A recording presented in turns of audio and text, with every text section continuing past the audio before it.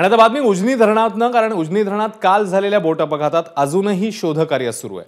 अपघाताला 24 तास उलटलेत, अजूनही बुडालेल्या 6 जणांचा शोध लागलेला नाही। झरे गावातनं कळाशीकडे प्रवाशांना घेऊन जाणारी बोट वादळी वाऱ्यामुळे बुडाली।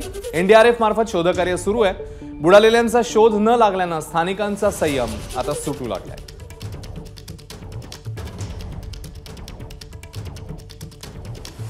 या उजनी दुर्घटनेत नेमकं काय झालंय आपण पाहूया।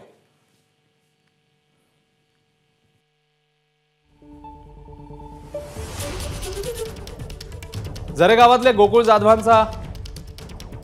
यांच्यासह बोटीमध्ये पत्नी कोमल जाधव आणि मुलं।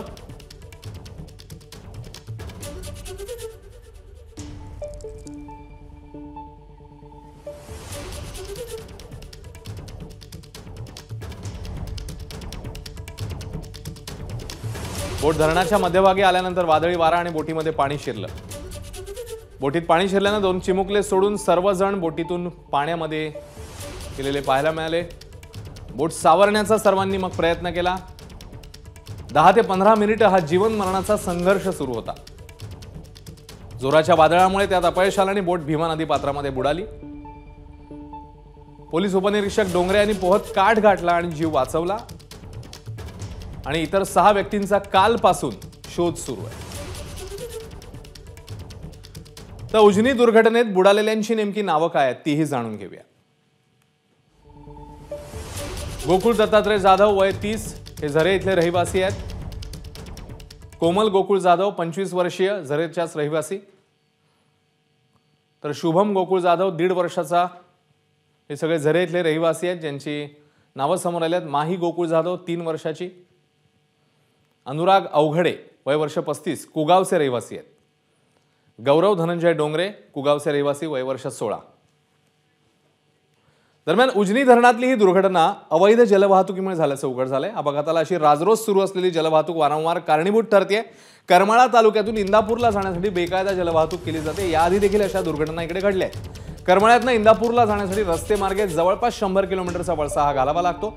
तेच अंतर 5 ते 7 किलोमीटरच्या जलवाहतुकीतनं अवैधरित्या पार केलं जाते। अवैध वाहतूक असल्यामुळे कोणतीही सुरक्षा नियमावली लागू नाही। प्रवाशांसाठी लाईफ जॅकेट्स नसतात। बोट बुडायला लागली तर प्रवाशांना वाचवण्यासाठी उपकरणंही नसतात। बोट चालकही पुरेसा तयारीचा नसल्यानं दुर्घटनेवेळी त्यालाही जीव वाचवता येत नाही।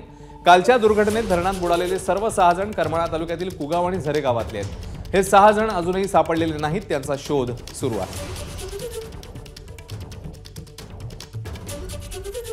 तर खासदार रणजित निंबाळकर यांनी एनडीआरएफच्या टीमसह उजनी धरणात जाऊन पाहणी केलेली आहे। बुडालेल्या प्रवाशांचं साहित्य सापडलंय, बोट खडकात सापडली अशी माहिती त्यांनी दिली। मात्र या पाहणीला ग्रामस्थांनी विरोध केला। बोटीतून खासदारांनी पाहणी करण्यापेक्षा मनुष्यबळ वाढवावं अशी मागणी स्थानिकांनी केली आहे। बोट मिळाली। बोट जवळपास 300-250-300 फूट त्यांनी ओढत आणली दुसऱ्या बोटीने, पण ती बोट एका मोठ्या खडकाला अडकलेली आहे। या व्यक्तींचा तपास कुठलाच अजून झालेला मिळालेला नाही। 4 डायव्हर्स आहेत, आता 2 डायव्हर्स आत आहेत आणि खूप ताकदीने त्याचा शोध घेत आहेत। एबीपी माझा, उघडा डोळे बघा नीट।